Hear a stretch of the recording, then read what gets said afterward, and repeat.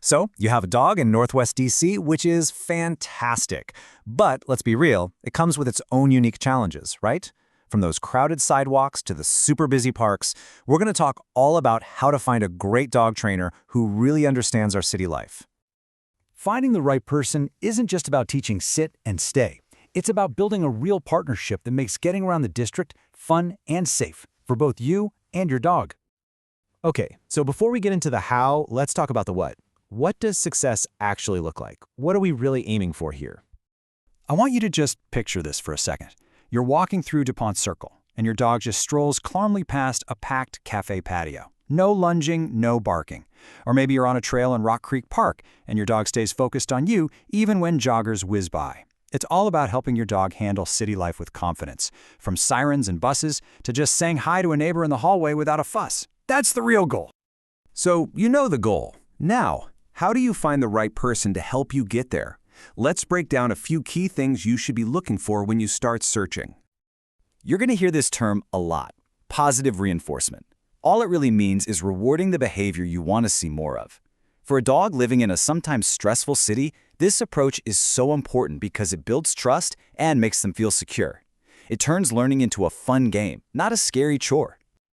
Okay, you're probably going to see a bunch of acronyms like these when you're looking at trainers' websites. Don't worry, you don't need to memorize them all.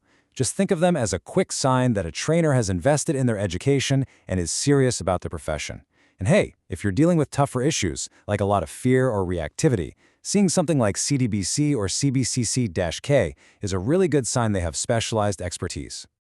Next up, let's figure out what kind of training format is going to be best for you and, what you should probably expect to budget for it here in the district. Choosing the right setting really boils down to what you need help with. In-home training is amazing for solving those problems that, happen at home. Like if your dog barks like crazy at the door or needs help with manners in your apartment hallway. On the other hand, group classes are perfect for practicing focus around other dogs and people in a controlled way. It's a great stepping stone before you try a busy farmer's market. All right, let's talk about the money side of things. Training in Northwest DC can be an investment, for sure. This chart gives you a pretty realistic idea of what to plan for. Group classes are usually the most budget-friendly starting point, while something more intensive, like a board and train, is going to be a much larger financial commitment. Okay, so once you have a short list of trainers that you think might work, it's time to actually talk to them. Knowing what to ask can honestly make all the difference in finding that perfect match.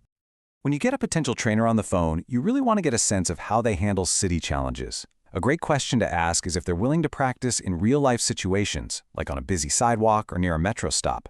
You also want to get a super clear idea of how they'll track progress, and of course, what the total cost is going to be, with no surprises. This will help you make a really solid decision. So finding a trainer is the first big step. Step 2 is taking all those new skills and putting them to work out in the real world, right here in our own neighborhoods. Before you head out, it's really helpful to know the local rules. DC is pretty strict with its leash law. Your leash should generally be 4 feet or shorter in public. Also, just a reminder that all dogs have to be registered with DC Health. Oh, and the barking thing? It can actually become a formal issue, especially in apartment buildings. These are just part of being a good, responsible city dog owner. Okay, so where can you actually go to work on these new skills?